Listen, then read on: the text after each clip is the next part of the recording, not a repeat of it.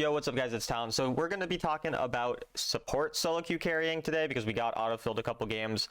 I'm not going through draft here because I always pick Thresh when it comes to my solo queue champion pool for support unless he's banned or picked, which is pretty rare right now. So we're mostly just going to go straight into the gameplay itself and kind of talk about that.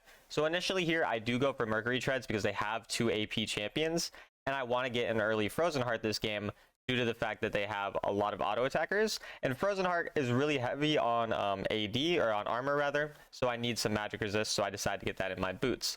When it comes to the early lane phase with Thresh, I'm always going to hit the wave really hard, and the reason for this is because then I can be pushed up level 1, so that when the second wave comes, I can get level 2 right away, because the first minion of the second minion wave gives you level 2 in bot lane, and you want to get that level 2 as quick as possible, for the reason that you're about to see, which is so you can make an aggressive flash play with your third ability and then your hook. As you see here, basically the exact combo we did. I accidentally ignited Jinx instead of Seraphine. I meant to ignite Seraphine, but my target lock was on the wrong person. But even then, you can see we get Prio. It's very important to note after you get Prio from this type of play that you go and you ward. Typically, I could have even warded, frankly, I should have warded their blue buff here. I didn't ward deep enough. Warding their blue buff would have given me an idea of where their jungler was, and I had enough time to go do that deep ward. Unfortunately, I'm an idiot, and I didn't do that. But either way, we get the ward off after pushing the wave rather than before. Again, very important to note that we don't ward the bushes early in lane, and we don't ward level 1. We ward deeper after pushing the wave and getting lane prio. And then we continually are trying to get that lane priority by just hitting the wave first, because this allows us to be in a position to rotate and help our jungler if they need, poke the enemy under turret, dive the enemy, get the first recall off because we crash the wave quicker. Basically, there's just an infinite number of possibilities that are all positive for us. It also gives me control of this bush, so I can make surprise plays with my Hex Flash like this, which you saw got us to catch out the Seraphine, get her very, very low, nearly even kill her.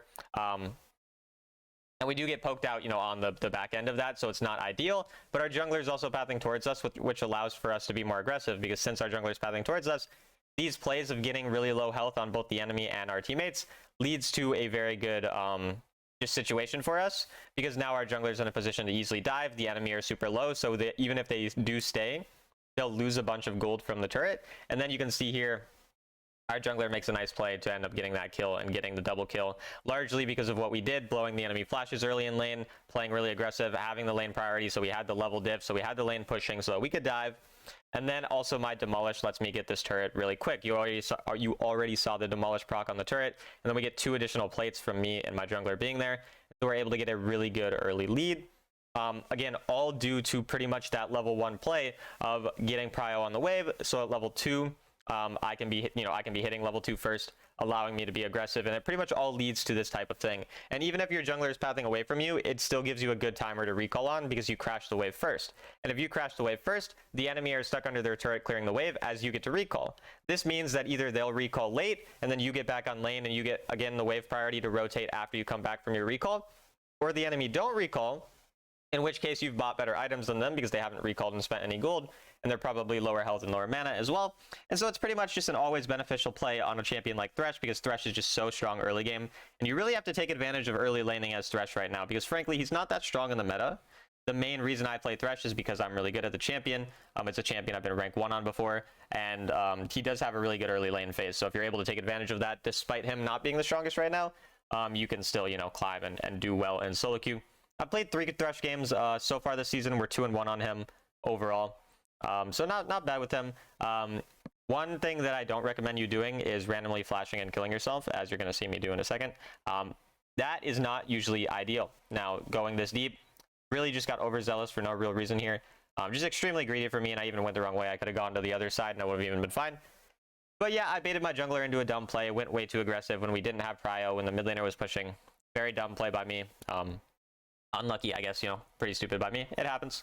But overall, again, you want to take it into account, where are your teammates located, where are the enemy, and if you don't have track of the enemy, like I didn't there, you really shouldn't make such an aggressive play, and you can see a pretty dumb mistake leading to, not a great situation. But because we did well in the early lane, we're still in a fine spot. It's not like we're super behind or anything. The gold as a team, I think we're up like 600 gold. And again, our jungler is coming here, so we're going to end up hooking onto the minion to essentially use it as a dash to gap close, lantern our teammate to us, and then we blow the Jinx flash And now I'm looking to just rotate with my jungler here. So wherever my jungle goes, I'm going to follow. I want him to go Herald because our top laner is winning lane and Herald's a better objective. But I'm pretty sure he doesn't listen. Maybe he does. I kind of forgot what happened. Looks like he does listen. So shout out to him for listening. That's pretty pog. So we end up rotating towards here. He gets a nice play, yeah, and then we end up catching out the Irelia there, following up on his engage, and then we hook a Herald, you know, just asserting dominance. That's kind of what we do, just hooking the Herald. And so at this point, we're pretty much just trying to zone the enemy off of the objective. As you can see here, I'm just trying to make sure my teammate also has an avenue to lantern out. Since their jungler's in mid, because their jungler is the Yone, I know that I can pretty much just follow here, hover, and try to contest the other objective. That way, you know, we're already going to have the Herald pushing on the turret. And then ideally, we can try to stall the enemy out here. If they really do try to hard engage onto me, like a Yone ult here, I mean, I'm really tanky. It just doesn't make much sense. We get a nice hook onto the Seraphine, and our team one-shots her. Unfortunately, Ambessa blowing her ult does make this fight a little harder, because that guy was already kind of dead, and now we don't have Ambessa ult. I go over the wall here, but I'm trying to avoid, obviously, that Echo ultimate, so I kind of have to kite back. And at this point, it gets pretty messy, and our team does not win this fight overall, and we lose the dragon as well. So not ideal, but still not bad because our mid laner does get some kills and like the fight itself doesn't go too bad. And we obviously got that first turret in the middle lane. Or no, we didn't get that middle lane, sorry, top. We didn't even get first turret, but we did drop the Herald. So we got, you know, good gold from it. So not quite first turret, but still decent. Here, I end up knowing that I'm close to Frozen Heart, so I'm just going to get some gold on the bottom lane wave to make sure I get my Frozen Heart, clear that, and then recall, as you can see here. Going to cover mid now. Trying not to lose first turret. Which we don't, and then we drop Herald. So actually, that top turret just died. Never mind, I misspoke, I guess. So we actually just got that top turret really low already, and then we had Herald from mid lane. So we end up having all of the turrets actually really low, and then you can see Demolish here kind of helps me kill the rest of it. So then I just go for the aggressive Q flash onto Seraphine, and it should be a pretty easy kill, as you can see there. And so, again, we get a decent little play there. So really the main things to kind of notice from what I've done in this early game is obviously, again, the early game stuff we've talked about, playing around prio and level advantages. But then later on in the game, I'm really trying to be pretty active on the map. I'll go to a lane, I'll push it out with my teammate, and then I'll rotate to where I think a play is going to happen. Maybe that's, you know, with my jungler, as you saw in the Herald, rotating with jungle. And then once I realize that you know, play on the Herald is already ours, I'm immediately going to zone. And then once I realize I've zoned people enough and they're not going to contest, I go and contest the dragon and like hover so my team, you know, has a chance to contest that as well. So I'm kind of constantly trying to be the first one leading my team towards the plays that I want, again, with the pings on like Herald, for example, with the rotations and that type of thing, kind of leading to my team being able to make good plays. And then you can see the places I'm rotating to are also the places with turrets. Like you saw me rotate to bot turret to take it earlier, mid turret when we had a Herald on it, and now I'm trying to play around the top lane turret because I'm always just trying to get as many turrets as possible. Essentially, like this is usually my benefit or my goal in the mid game as a support. Is like hover wherever there's going to be turrets, and here you see I get to lantern the Gnar so he can get the turret easily. But basically hover where, you know, you can take turrets, and if you don't think you have a good chance to take turrets, you can hover to protect your own turret as well. So like here, for example, in my opinion, I should hover top lane. Now, I don't know what I'm going to do here, but in hindsight, I should hover top lane because I'll be protecting the top lane turret. And that is, again, kind of the main objective right now that's alive. So I think I eventually end up going there a little later than I otherwise, you know, maybe should have been. But that is overall where I should kind of hover typically. And then if you have nowhere to hover, like just hover where you think something might happen. So if like I think my Ezreal's in danger, you can kind of see me hovering in the middle where I'm like, maybe my Gnar's in danger, maybe Ezreal's in danger. Let me wait till I see a fight break out. And then let me look to, you know, help out whoever seems to be in need of help. And then here we obviously grab that kill onto Gnar. And since we know Gnar is safe now and the turret's not really in danger, we're just going to go hover mid because that's where we see the next most likely, you know, kill or anything, because there's a wave there currently.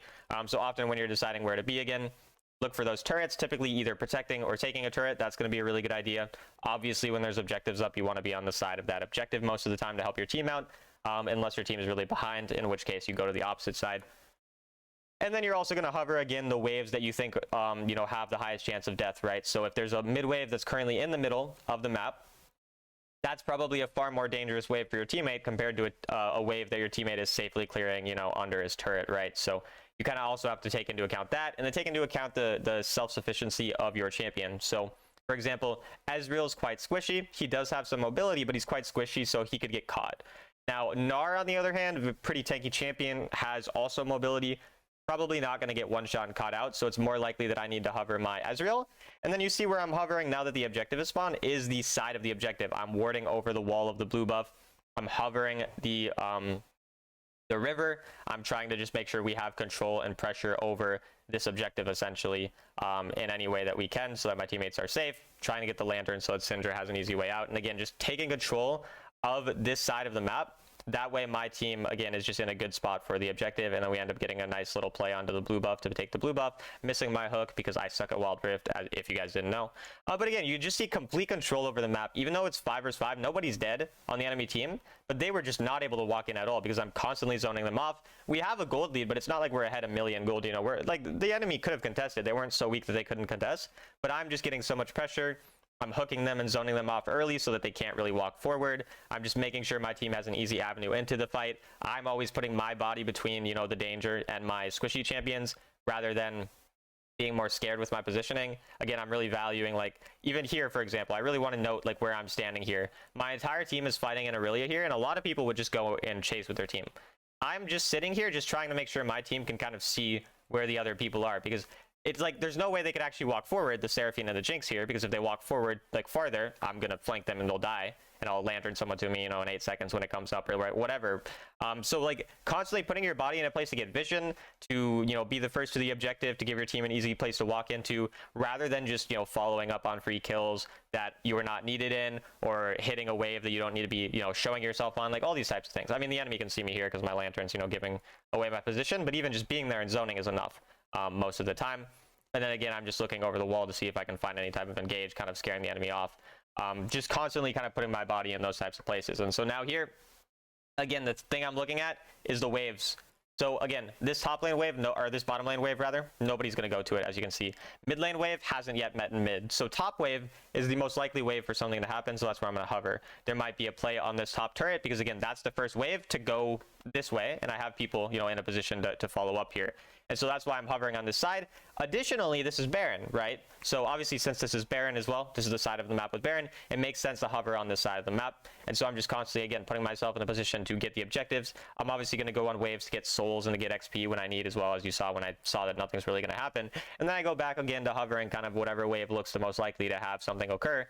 And that allows us to get the pick onto the Yone here. So that's pretty much what allows us to get the pick on Yone. And then you're going to see, I'll go back here, but you're going to see we're going to end up getting Baron off of this play, because we got that pick, again, being in the correct spots around the objectives before the enemy can get there, so that they're zoned off. Again, I'm very tanky, so it's not really a big worry for me to get caught most of the time. And this is going to be especially effective when you're a little bit ahead in the game. Like, you can see we're ahead in this game, but it's not like we're ahead so much that it's unwinnable for the enemy. But because I'm, you know, strong enough and my team's strong enough, I can constantly put my body in front of everyone with you know, kind of the assurance that my team will be able to win the fight and follow up because they're strong. If my team was a bit further behind, it's obviously a little bit harder to do this, but you can still do a similar thing. It's just that your decision making is going to be based a lot more around the enemy jungle pathing. So for example, if the enemy jungler I know is about to contest the second dragon on the bottom side of the map, I might try to hover top side with my Baron laner, because I know they're going to go dragon. I can have a numbers advantage on top side. I can make a play top side, maybe get that top lane turret, you know, hypothetically, and then get my team sort of far ahead. But because we are ahead, instead we're playing more strong side on the side of the objectives, trying to create those fights, creating even numbered fights, because we have more gold, so we're going to win those fights most of the time. Whereas again, you're trying to create odd numbered fights where you have, you know, an extra man or two in cases where your team is behind. So that's kind of the difference between playing a tank support from behind versus ahead. So again, if you guys just want to, you know, I just want to reiterate the kind of main points for carrying on support, especially Thresh. Again, the level advantages early on in the game, making sure you have the lane prio, utilizing proper wards after you get prio, after you push the wave under the turret, so you can get vision of jungle, stuff like that. Playing more aggressive and making plays, obviously, for your jungle when he's there. And then in the mid game, hovering either to take turrets, to rotate with your objective, or with your jungler to objectives, or rotating to protect turrets. And then also going on the waves that you think look more dangerous, whether it's because the enemy have more dangerous champions, whether it's because you have, you know, more squishy champions, like an Ezreal instead of like a Gnar, for example, or anything like that. Or maybe you see a wave push further up, and so you know there might be a fight. Anything like that. And then now I'm just trying to drag my team over to different turrets, make sure we take these turrets in the mid game when we have our Baron. Just again hovering whatever looks most dangerous. Here I thought maybe someone's in this bush, so we were looking for it. Turns out no one's in there, but it is what it is.